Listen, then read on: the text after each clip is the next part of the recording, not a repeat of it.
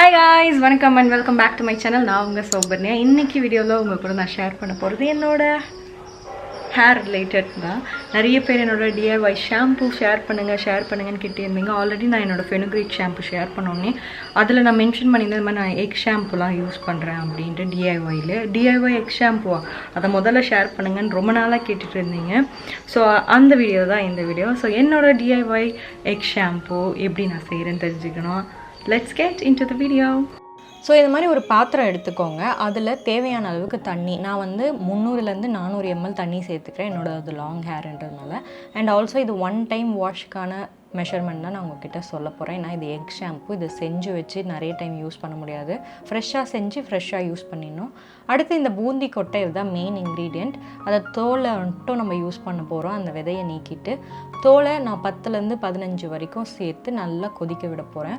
இது நல்லா வெந்து சாஃப்டாக ஆகிடணும். அந்த தோல் எவ்வளோக்கு எவ்வளோ ஹார்டாக இருக்கோ அவ்வளோக்கு எவ்வளோ சாஃப்ட் ஆகணும். சாஃப்ட் ஆனோடனே இந்த ஸ்விட்ச் ஆஃப் பண்ணிவிட்டு அப்படியே நீங்கள் மூடி வச்சுருங்க. நீங்கள் ஆறுனதுக்கப்புறம் யூஸ் பண்ணலாம், இல்லைனா ஓவர் நைட் அப்படியே விட்டுட்டு மறுநாள் காலையில் யூஸ் பண்ணலாம். அது இன்னும் உங்களுக்கு அந்த நுரத்தன்மை அதிகமாக இருக்கும் அப்படி யூஸ் பண்ணும்போது. ஸோ இப்போ ஒரு மிக்ஸி ஜார் எடுத்துக்கோங்க. அதில் நம்ம வேக வச்ச பூந்தி கொட்டை பல்ப்பு மட்டும் நான் சேர்த்துக்கிறேன். தண்ணி அப்புறமா நம்ம சேர்த்துப்போம். அது கூடவே 1 கப் அளவுக்கு ஃப்ரெஷ் ஆலோவேரா ஜெல் அண்ட் ஒரு முட்டை சேர்த்துக்கிறேன். ஒரு முட்டை என்னோடய லாங் ஹேருக்கு போதுமானது. நீங்கள் ஷார்ட் ஹேராக இருந்தால் பாதி முட்டை கூட சேர்த்துக்கலாம்.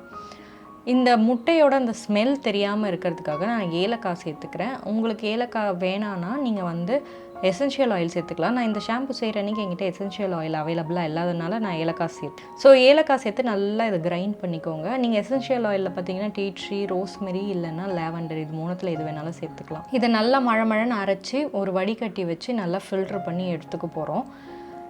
இதை வடிகட்டி தான் தலையில் யூஸ் பண்ணணும், இல்லைனா நீங்கள் இந்த அப்படியே டேரெக்டாக யூஸ் பண்ணிங்கன்னா இது காஞ்சதுக்கப்புறமா அந்த சோப் நட்டோட தோல் வந்து திட்டாக உங்கள் ஹேரில் பொடுகு மாதிரி தெரியும். ஸோ எப்போவுமே நீங்கள் DIY ஷாம்பு வீட்டிலே நேச்சுரல் மெத்தடில் செய்கிறீங்கன்னா அதை வடிகட்டி யூஸ் பண்ணுங்கள்.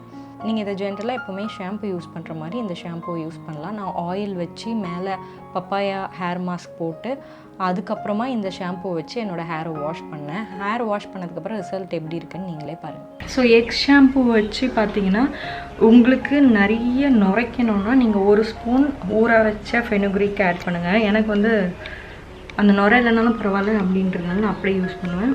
ஸோ என்னால் உங்களுக்கு வாஷ் பண்ண கிளிப்பிங் ஆட் பண்ண முடியல, பிகாஸ் கரண்ட் போயிடுச்சு. அதனால் என்னால் கேமரா லைட்டிங்கோட எடுக்க முடியல. ரிசல்ட் பார்த்தீங்கன்னா சூப்பராக இருக்கும். உங்களுக்கு நான் இது வந்து ட்ரை ஆனோடனே காட்டுறேன். அவ்வளோ ஸ்மூத்தாக சில்கியாக இருக்கும். பிசுப்பே இல்லை, எல்லா எண்ணெயும் எடுத்துருச்சு. ஸோ கைஸ், நேற்று நான் வந்து என்னோடய hair oil, hair mask and also என்னோடய DIY ஷாம்பு எக் ஷாம்பு வச்சு ஹேர் வாஷ் பண்ணேன். ஸோ ஈரமாக இருக்கும்போது நீங்கள் பார்த்துட்ருப்பீங்க.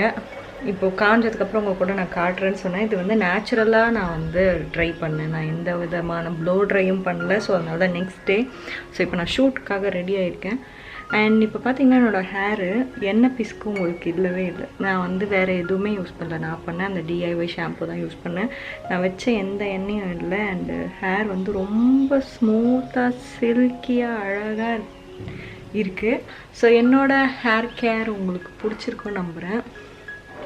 இது வந்து நைட்டு நான் பின்னல் போட்டதுனால இந்த வேவியாக இருக்குது, இல்லைன்னா இன்னும் ஸ்ட்ரெயிட்டாக இருக்கும்.